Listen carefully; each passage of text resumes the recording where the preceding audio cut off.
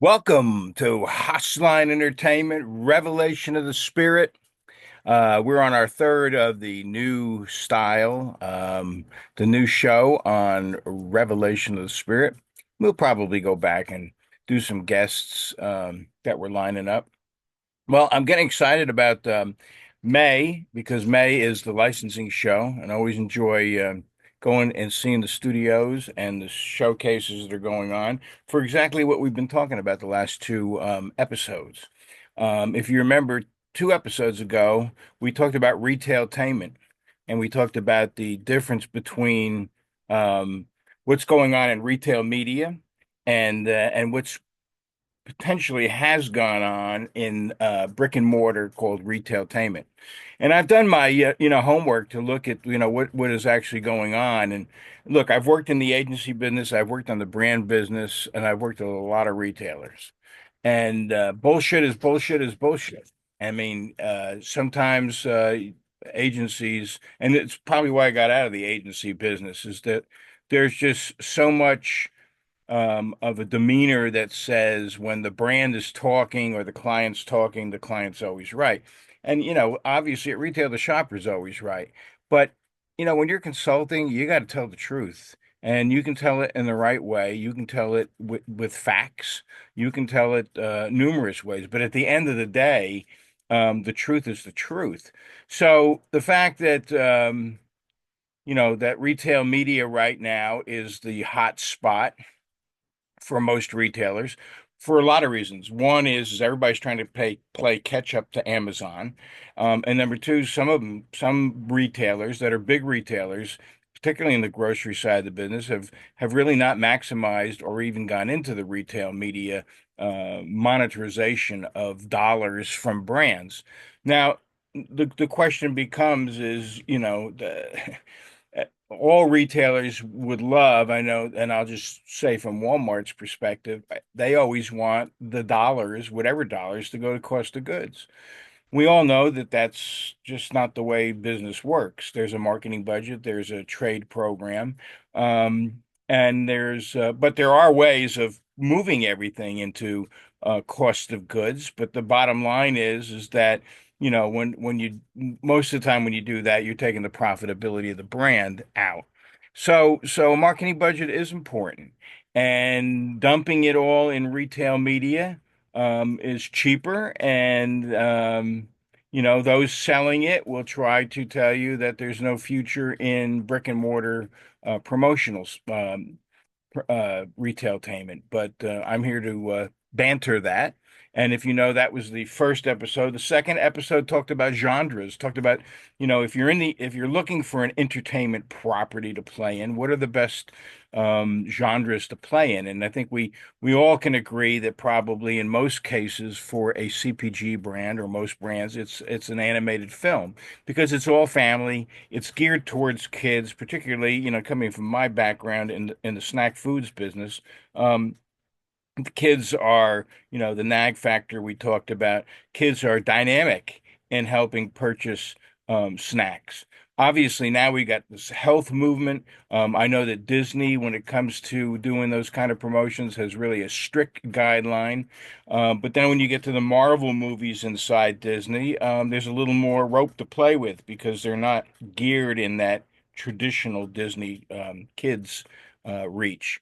But we ended the last segment talking about, sometimes these big tent poles require big bucks.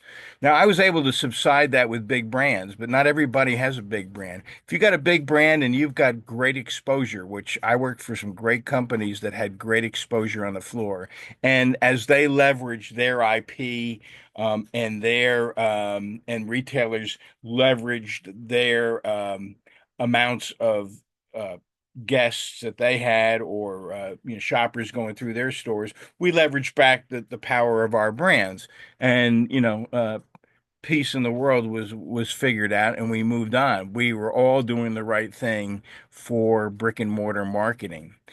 But not everybody has that luxury. So let's talk about the next piece of that entertainment road, and that's the anniversary of IPs that have already happened.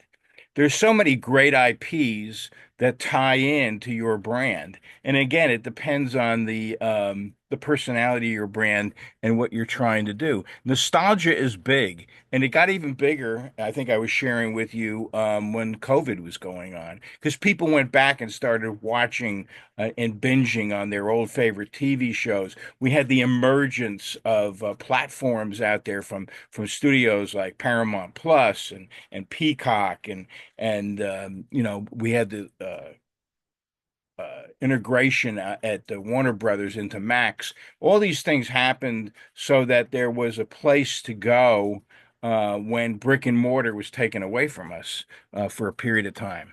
Now, granted, brick and mortars come back and people want to get out and they want to do things, but it's gotten people hooked on those platforms. Cable TV, still around, but it's dying when you got all these other content monsters out there, Netflix, Amazon Prime, to add to that. So it's important to look, particularly if you're a small brand, into franchises and franchises that are celebrating their anniversary. So let's talk about what that looks like in the movie business. So at 20 years anniversary, which again is 2005 for this year, current year, there's some great places to play in. And again, it depends on the genre, the brand you have, the storyline, whether it is a romance film, whether it's a drama, whether it's a horror film, whether it's an action or an animated film. But 20-year anniversaries this year, Batman Begins, the first of the Christopher Nolan Batmans, is celebrating its 20th anniversary. So we know we don't have a Batman movie, although we may have one in 2026. Batman, if you want to play in that Batman arena, which is huge, there's also a Batman Day, in September. There's a lot of ways to play with Batman Begins. The Chronicles of Narnia is celebrating its 20th anniversary. Sin City, a graphic novel based on the Frank Miller graphics. Just a black and white kind of gnarly subject. But again, if you've got a gnarly brand, why not? Sin City is a great movie celebrating its 20th anniversary. And the 30th anniversary, Toy Story. So talk about an animated movie that's made billions of dollars. Here you have the anniversary of Pixar's groundbreaking animation for a 30-year anniversary, 1995, and was introducing Woody and Buzz Lightyear.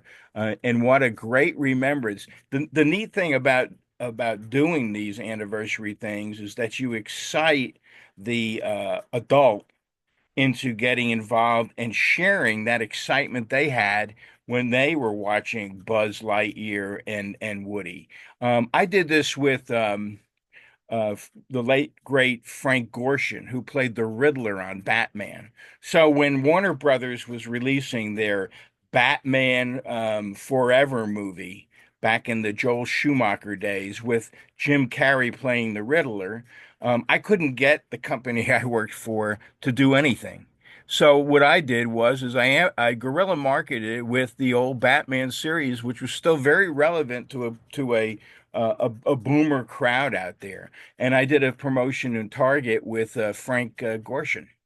So Frank worked with me in Chicago, and we drove sales there, and it was extremely. We had lines of people wanting to meet Frank, get an autograph from him. He was he was an interesting character, but he definitely was like, "What am I doing here? What is this all about?" And he learned a lot, and certainly I learned a lot from Frank and about his wonderful career.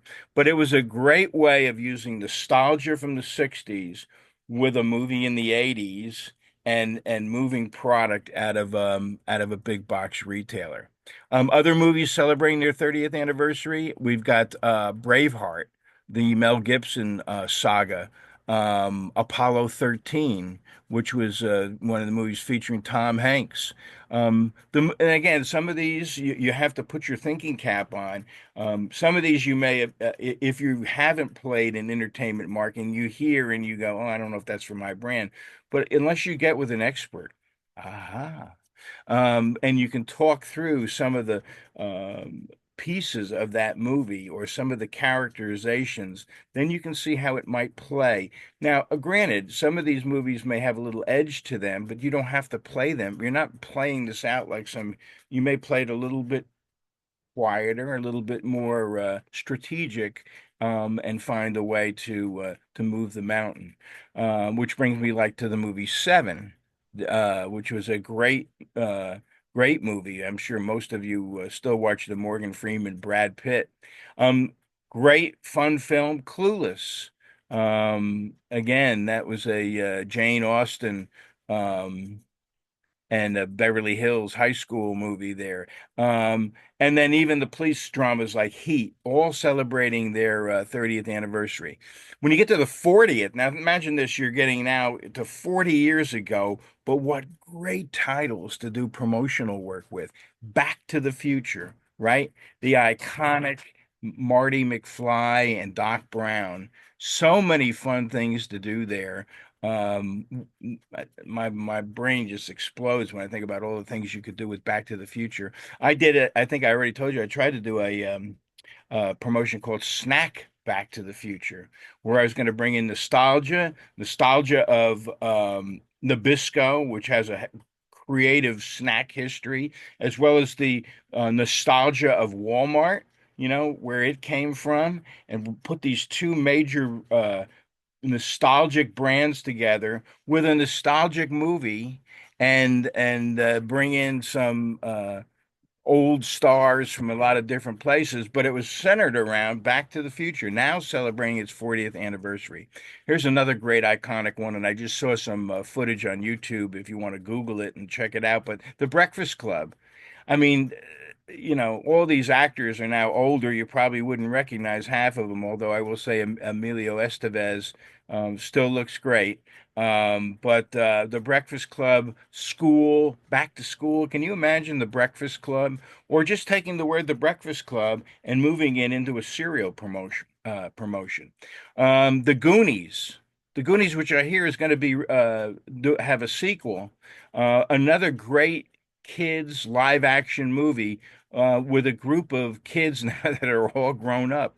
Um, Rocky 4 is celebrating its 40th anniversary. Imagine Rocky 4.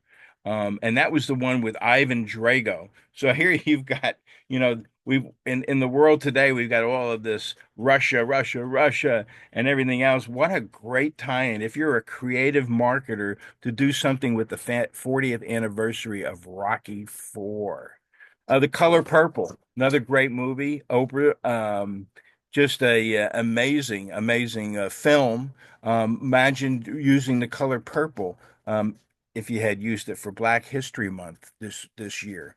It's already passed, but I didn't see any Black History Color Purple promotions that could have been done probably for way less dollars than you would do with a tent pole. So again, the piece we're trying to get across today is anniversaries are going to cost you much less to get involved in. They'd be happy just to do something with those brands. Um, and then there's a movie called Witness, a thriller that was with uh, I'm trying to remember Harrison Ford. So lots of great ones. Now think about this: the 45th anniversary of The Empire Strikes Back. Wow. The Empire Strikes Back, the 45th anniversary. Another great movie if you're in the hotel business, or just want to have fun in that genre. The Shining, Stanley Kubrick's. Another great movie, Airplane, the parody film. I was lucky enough to work with um, one of the directors of the Airplane. And I can't remember his name right now. I can't believe I'm at that age where I start to forget things. But I worked with the director of Airplane with the movie Rat Race. Friday the 13th. If you can imagine the original Friday the 13th celebrating its 45th anniversary. Is it tricky to take a film like that and bring it into camping equipment and enjoying in camps. It is, but we live in a world today where all of that is so much more permissible than it was 30, 40 years ago. So, and of course, the other great one that's celebrating 45 years is Fame, one of the great musical dramas that we've had about students, in a New York school. So, and some great music from that, lots of ways to tie in with that. Now let's move over. Those are some of the movies and some of the big dates. I also know that The Bride of Frankenstein is celebrating, I believe they're 90 something, 92nd, maybe nine. It's a big one. I think it might be 95 years celebration. In fact, there's a Bride of Frankenstein movie coming out. Um, in September. But there's bigger ones than that. But I can tell you just from working and knowing a little bit more about the Universal Monsters, it's one of those IPs. Doesn't matter when you use it. It's an expensive ride, but not nowhere near as expensive as doing a tent pole. Now let's look at some television shows. It's the 20th anniversary of The Office. Wow, what a great. Now, this is the British series. I mean, sorry, this is the American one of the British series. And wow, that's just amazing that the Office is celebrating it. I mean, it makes me feel old. But anyway, imagine the things you could do with Office Depot, some of the home, office supply stores. What a great tie-in at premium dollars, right? Um, just amazing. 25th anniversary. We're looking at things like CSI, crime scene, investigation. 25 years. Curb Your Enthusiasm. Imagine that started 25 years ago. Here's one, a great one if you've got Hispanic brands. Dora the Explorer, celebrating her 25th anniversary and still going strong. There are some reality shows like Big Brother, and some more crime dramas again celebrating the 25th, like Boston Public. Now let's move to the 40th anniversary. So, 40th anniversary on television is going to be well, you know what? I'm looking at this, and it says EastEnders. It's a British soap opera, so unless you're living in the UK, I don't know how much that's traction that one's going to get you.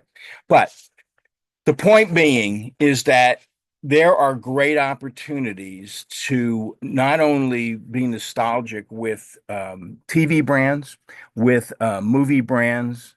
There also are iconic brands that celebrate their anniversary. So if you've got a non-competitive brand, and I don't have any written down in front of me, but let's just say it was Porsche or it was Ford or it was whatever. There are numerous ways as big brands. I mean, think about it when in my world, when a brand like Oreo or Doritos celebrates their anniversary, there's ways for non-competing categories to use those and meld them together. And usually those kind of creative combinations are the ones that get people's attention because you're just taking something and it doesn't look like it would fit together, and you make it fit together out in a world that's dying to have new ideas. Now we know that there's just everything's a sequel and a prequel and a whatever. It's just another add-on. I mean, here we are this year getting another Superman movie. I mean, how many Superman movies have we had? And trust me, I'm so happy that Warner Brothers is doing another Superman movie. I'm so happy that Marvel's doing another Fantastic Four reboot. But the bottom line is if you want to be creative, you can take some of these brands that are hot out there in the entertainment world. You can piece them together with your brand and create some amazing collateral and amazing trinkets and trash, for lack of a better word, that will get people excited and want to see what's going on. And you can use some of that creativeness by also integrating those films and products think about Back to the Future. Let's just go back to that one and we'll end on that. You know, they did so many creative things in that movie. In fact, I worked with a guy, Alan Falvey, who at Nabisco, um, and he was actually working for PepsiCo Frito-Lay back in the day when they were doing the integration there. And there was some phenomenal integration. And it was, you know, if you remember the scene with Michael J. Fox when he's in the diner and he says, you know, give me a Pepsi free. Then he says, you know, give me a tab. Okay, all of that was extremely creative product placement inside a movie. That's the kind of excitement and creative piece that Haaseline Entertainment can provide for you with your brand in order to spark somebody to say, wow, that's an amazing collaboration that they did. And then if you can put a um, a piece around it, a product around it, a giveaway around it, a trip somewhere to Universal Studios where it was filmed and the clock tower is for Back to the Future. There's just a ton of things and ways to do a very, very inexpensive yet very compelling entertainment program with your brand. So, again, we specialize in that. We look for these, particularly for small restaurants, small brands that don't have that kind of, and it's going to cost you something, obviously. You want to activate it. You want to do something that's got some tentacles to it for an audience out there that wants to see, you know, what you're offering with it. But so many great things that you can do. We're a one-stop shop where you can get that done. So give us a call. But we wanted to share that with you. We talked about anniversaries today of TV and movies, and we'll be back again with some more thoughts on the marketing, politics, whatever it is that's front and center. But everybody have a great week. Like I said, we're excited in May to be going down to Vegas to see the all the studios and see all the offerings, see some new IPs. I'll be there with one of the IPs that I'm working with called Pomp, Snow, and Circumstance from the great Broadway director Neil Goldberg. And if you are interested in that IP, we'd love to chat with you. We'll have a booth there at the licensing show, and you can look us up. They got three great shows coming out in November, December for just in time for the holidays at Marriott Properties in Orlando and Nashville at the Gaylord Hotels, and then they'll also be in the Bahamas. So anyway, have a great weekend, have a great week, and we'll be talking to you again. Hostline Entertainment, Revelation of the Spirit. Good day.